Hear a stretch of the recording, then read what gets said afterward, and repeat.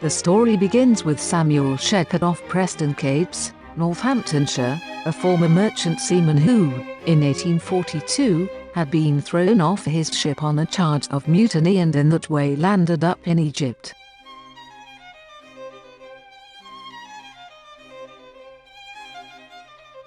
He found himself some hotel work and was sufficiently good at it that he was soon running the place. In 1851, he moved to new premises, a former palace that had been the headquarters of Napoleon Bonaparte when he invaded Egypt in July 1798, which he opened under his own name as the original Shepheard's Hotel. Shepheard's was not just for tourists. Since 1882, when Egypt became a protectorate of Great Britain, Cairo had been flooded with colonial civil servants and soldiers. Shepheard's was where these expat residents could indulge in the comforts of European society. Generally speaking, the only decent restaurants and bars were at the big hotels, and the dances, balls and fights they threw on a weekly basis were a mainstay of the social high life.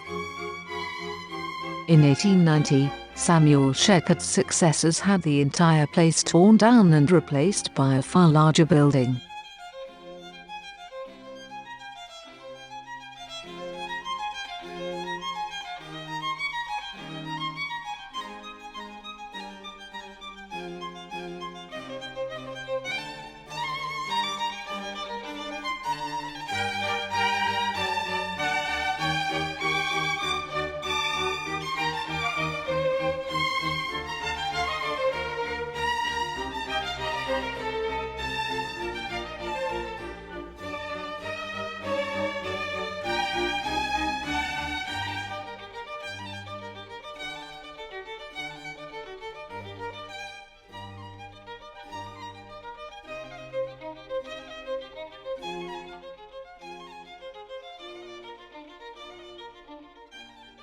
The grand entrance hall was done out in Pharaonic style with thick lotus-topped columns, and at the bottom of the main staircase was a pair of life-size bronze statues of bare-breasted women in ancient Egyptian headdresses, holding up electric lamps.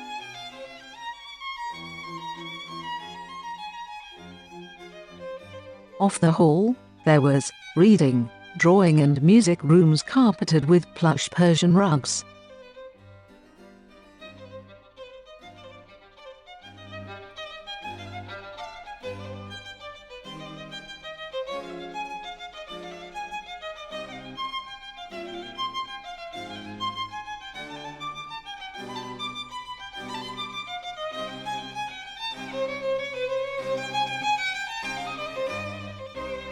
There were 340 bedrooms and 240 bathrooms, which was remarkable for the time, given that in the second half of the 19th century, 2 bathrooms to a floor in any hotel in Egypt or otherwise was considered fairly generous.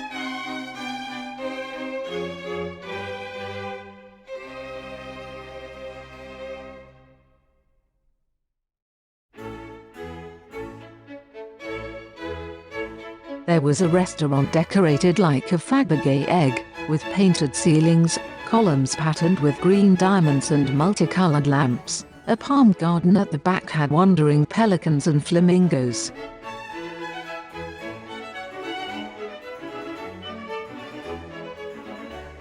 Nightly dancing garden behind the hotel is mostly in uniform. Saturday is the big night. If the man is in uniform, civilian women usually wears an evening dress.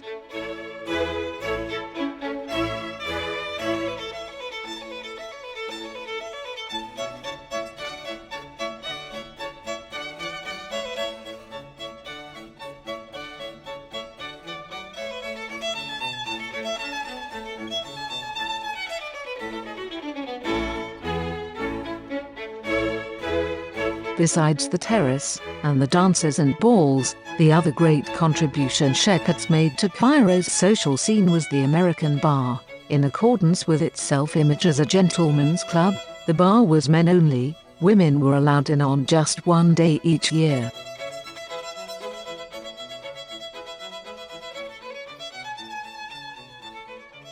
As opulent and eccentric as it wasn't the interior of the hotel that was its most talked about feature. That was the front terrace. This served as both stage and auditorium, where guests could observe the street life of Cairo and that life could gaze back.